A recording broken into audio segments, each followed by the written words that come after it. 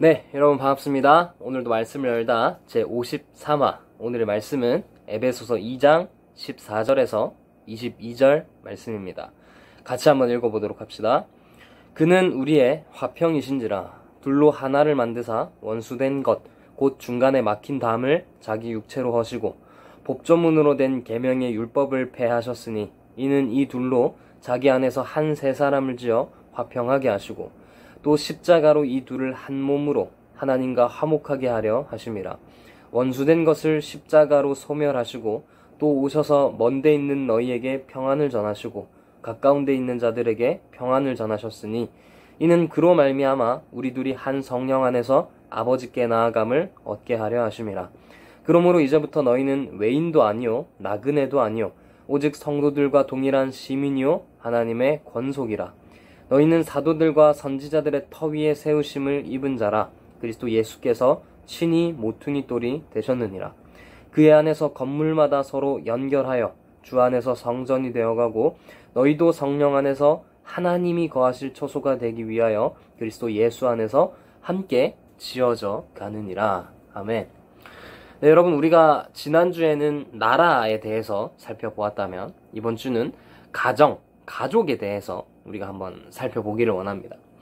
여러분들은 가족 하면은 어떤 이미지들이 떠오릅니까? 행복, 아니면 따뜻함, 오순도순 이런 단어들이 떠오른다면 정말 너무너무 감사하겠지만 아마 여러분들 중에는 미움, 또 다툼, 아니면 심지어는 극혐, 어색 이런 단어들이 아마 여러분들 중에 떠오르는 사람들이 있을 거예요. 요즘에는 이 가정들이 참 많이 깨어져 있기 때문에 아마 이런 단어들이 더욱더 익숙하게 다가올 겁니다. 여러분, 하지만 하나님께서 처음 지으신 가정이라는 이 공동체는 원래 그렇지 않았습니다. 최초의 남자 인간 아담, 최초의 여자 인간 하와, 이 둘이 함께 결혼을 해서 최초의 가정을 이루었습니다. 그렇죠. 그래서 아담이 하와를 처음 만났을 때 했던 말이 너는 내 뼈 중에 뼈요 내 살 중에 살이다 라고 말을 했었잖아요.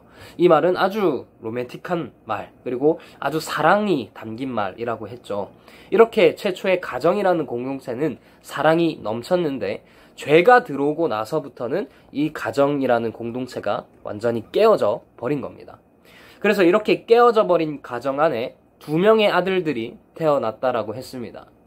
첫째는 가인이었고 둘째는 아벨이었습니다. 바로 이때 이 인류 최초의 가족을 살인하는 일이 이 시대에 일어나게 되죠. 형 가인이 아우 아벨을 쳐 죽이지 않습니까? 이때 최초의 살인이 발생을 하는 겁니다. 여러분, 이렇게 죄가 들어온 공동체, 죄가 들어온 이 세상에 있는 무리들에게는 반드시 이런 다툼과 이런 증오와 심지어는 살인에 이르기까지 이런 악한 일들이 벌어지는 겁니다.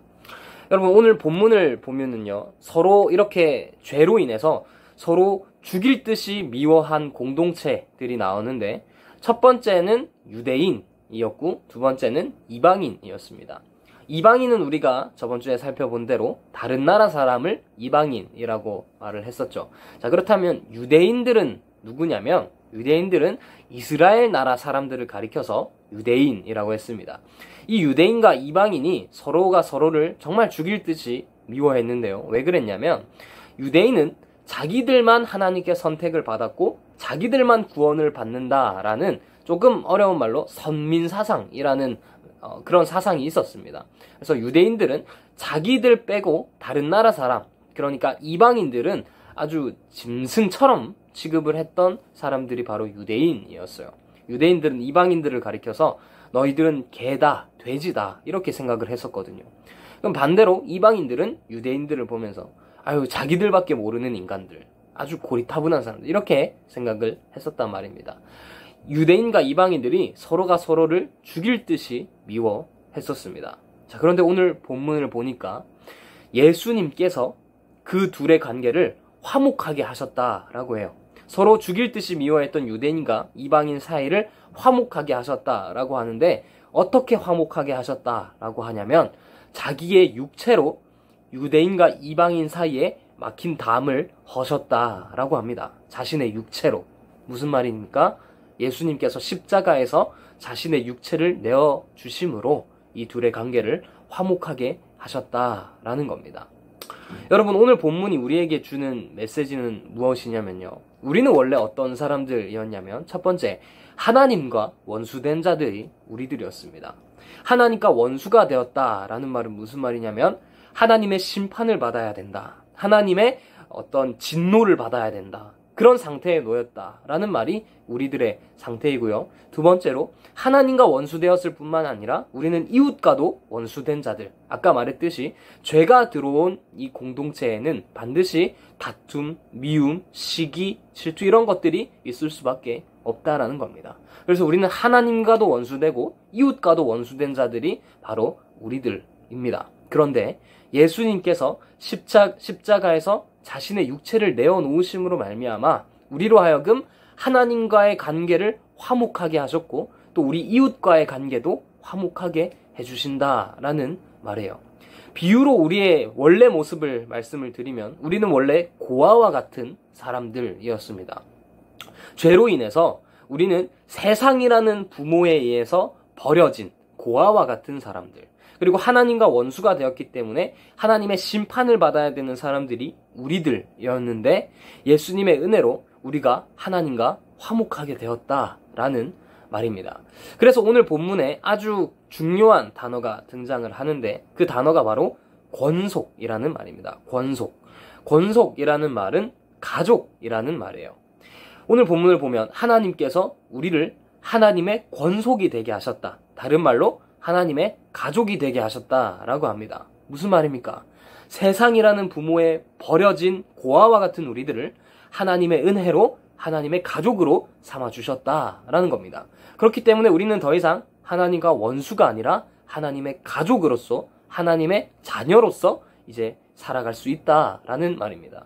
그런데 여러분, 하나님께서 우리를 이런 은혜로 하나님의 가족으로 삼아주셨는데, 우리는 옆에 있는 친구들, 옆에 있는 우리의 가족들을 어떻게 생각합니까?